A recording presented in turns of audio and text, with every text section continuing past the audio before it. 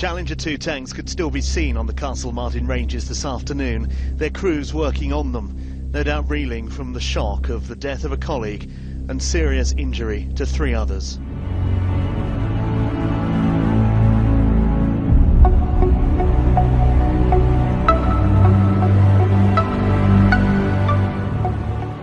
Has there been tanks on the range this week? Well, I've heard them and I've seen them, you know, on the range. What's your reaction to the news? There's been this, what looks like a serious incident this afternoon. Well, I didn't know anything about it. I'm quite surprised, really. Hello everyone, thanks for joining me today. Today's video is a rather solemn one. I was recently informed, looking on the news, that 2 British soldiers were killed in a Challenger 2 main battle tank whilst training in the Castlemartin Ranges in Wales, a range which I have myself attended many years ago. This information is obviously extremely upsetting and very concerning for the fact that this is actually an incident that is involving the ammunition of the vehicle itself, and therefore could potentially happen again quite easily if not being dealt with very quickly. Luckily, the ammunition has been put on a ban for 48 hours to make sure that this incident does not occur on potentially other ammunition batches around the world. You know, you always think about soldiers being killed on operational tour in environments where it's very hazardous, and not so much in the training world, and I'll touch more on that a little bit later on in the video, but I really do feel that this information on these 2 deaths and these poor soldiers who have lost their lives really has not been covered enough on the worldwide media, including the British media itself, which is quite upsetting.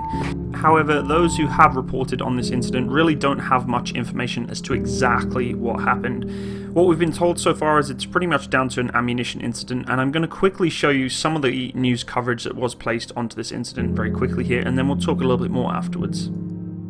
Challenger 2 tanks could still be seen on the Castlemartin Ranges this afternoon, their crews working on them, no doubt reeling from the shock of the death of a colleague and serious injury to 3 others.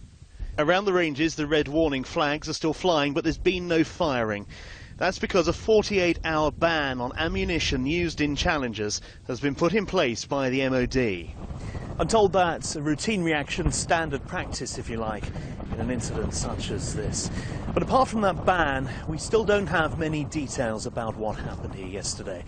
What we do know is that the emergency services were called to the Castlemartin Range at around 3:30 yesterday afternoon to deal with an incident involving a Challenger 2. The air ambulance for the region was called in and helped ferry 4 casualties to hospitals in Cardiff, Swansea and Birmingham. And today that dreadful news that 1 member of the Royal Tank Regiment passed away. We're told he was surrounded by his family as he died. 3 further personnel remain in hospital with serious injuries.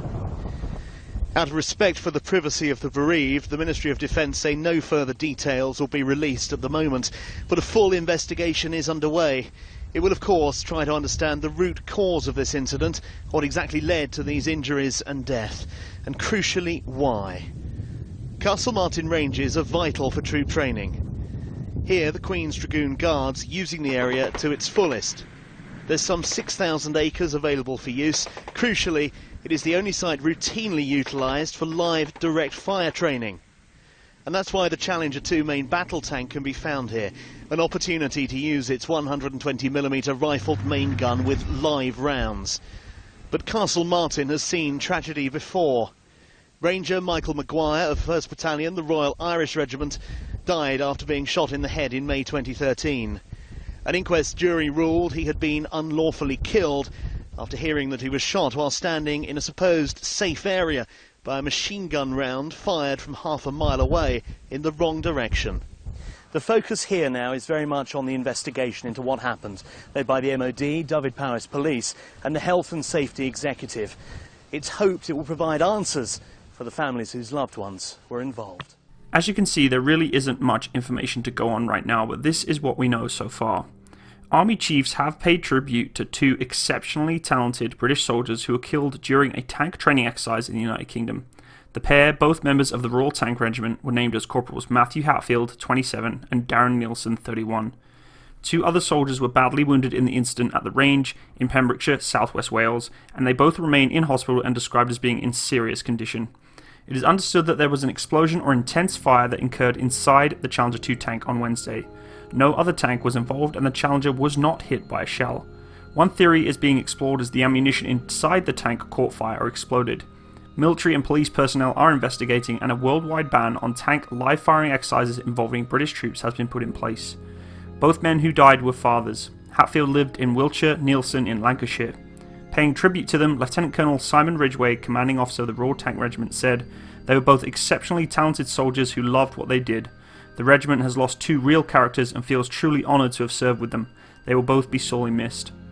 Flags at the Ranges were being flown at half-mast. One of the victims died at the University Hospital of Wales in Cardiff, and the other at Morrison Hospital in Swansea. A 3rd soldier is being treated in Morriston, and the 4th is being treated in Birmingham.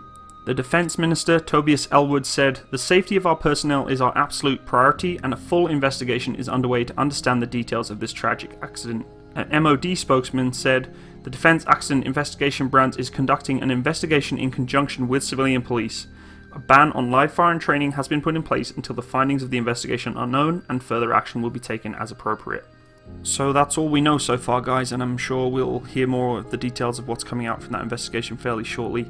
Of course, complete condolences to the families and friends of these 2 soldiers who passed away in this training incident. A horrible accident, which I'm just shocked, to be honest, that has happened. We can all come to our own conclusions and theories as to what this probably happened from. I have a good theory that it's potentially just a bag charge that has somehow ignited whilst being inside the turret and caused other ammunition to potentially ignite. How that ammunition has ignited is extremely confusing to me. They're designed in such a way that they cannot really detonate or ignite in such a way, but I mean, we're talking about explosives here, and explosives is volatile in any form, so something has gone wrong somewhere. It's going to be quite interesting to see what has actually happened here. Of course, in complete respect to the poor soldiers that have passed away, I will not be doing a investigating video or reply as to what has actually happened, but I thought it was kind of my duty to inform the tanking world and the tanking community that 2 tankers have passed away. It's extremely sad to see that they have passed in an environment such as training, and of course in any environment seeing them pass on is awful, but it's definitely heartbreaking to know that the sacrifice and their serving happened whilst in an accident on a training area. It's very hard to accept that incidents like this happen, and you think that training is one of those environments where everything goes smoothly and everything works out, and there's only a cut finger here and a broken leg there, and unfortunately it's just not the case. The tempo of training and the level of training that soldiers are put through nowadays is extremely intense. The tempo of which they're placed and the stresses that they're placed under can cause extremely narrow margins for accidents to occur, and it definitely brings to light the care that must be taken when going on training. Many of you who are subscribed to my channel, watch my channel, know that obviously I was in the British Army doing my training. There were many instances where training got extremely dangerous. I myself was nearly killed in an accident in British Army Training Unit Suffield. Inside my Warrior, my vehicle actually went upside down. We went over a cliff edge. My driver accidentally took us over the edge of a knife edge onto a track, and we actually rolled the vehicle upside down. So extremely scary situation. And again, you just don't think about it when you're in the army. You don't think that training is going to be an issue. You don't think that it's something that's dangerous. You expect it to be an operational tour.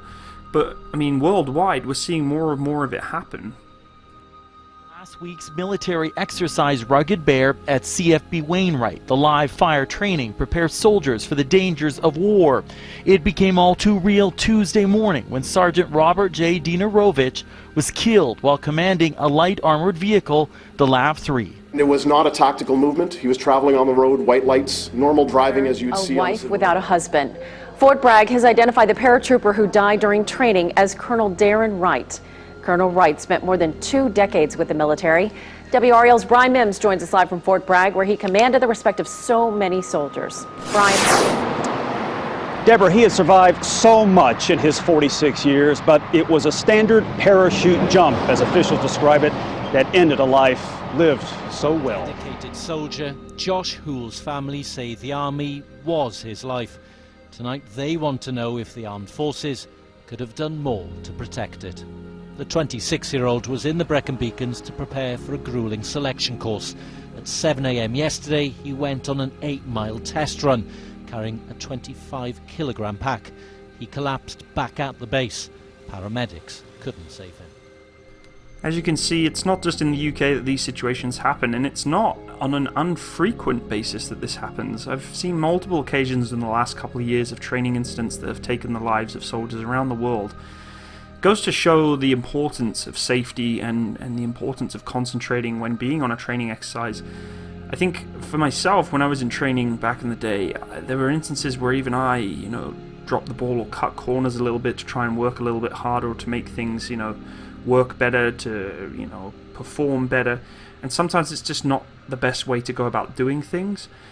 I've got to admit, in complete respect of these two soldiers that did pass away, I will be donating 100 Canadian dollars to the Help for Heroes Foundation. Unfortunately, the Help for Heroes Foundation does not, I think, donate for those who have passed under a training exercise and help and support the families who have been killed in training exercises. I'm not entirely sure how that works. However, I just thought it was part of something I should do to contribute and to help out the friends and families of those who have lost those in the past. And as a veteran, it's just something you got to do when a situation like this happens. We look after our own, and that's what I'm doing this week, is donating some money towards that charity. And I would urge you, please, if you do have your own local authority that can do donations towards a charity, a military foundation, then please do so. It's a huge help and support to those who have lost family members and such. Guys, thank you for joining me on today's video. I hope it brought home to those who are going to be joining the armed forces the importance of staying safe, looking after one another, and making sure that when you do go training, you train safe, train hard, and come home ready to fight another day and see your friends and family. Please pass this video on and share the message around. I think it's an important one, and I think it's something that is neglected in the world of the armed forces when training accidents occur. We see on the news front page normally of soldiers who have been killed, unfortunately, in operational theatres. When it comes to training, it tends to never be covered as much, and I think it's part of my duty to try and inform others in the military world that this is happening, and just to remind people to just stay safe and train smart, please. I know many of you are who subscribe to my channel either going into the armed forces or already in it. Please just be smart, be safe, and I thank you for joining me today. All the best, take care, bye bye.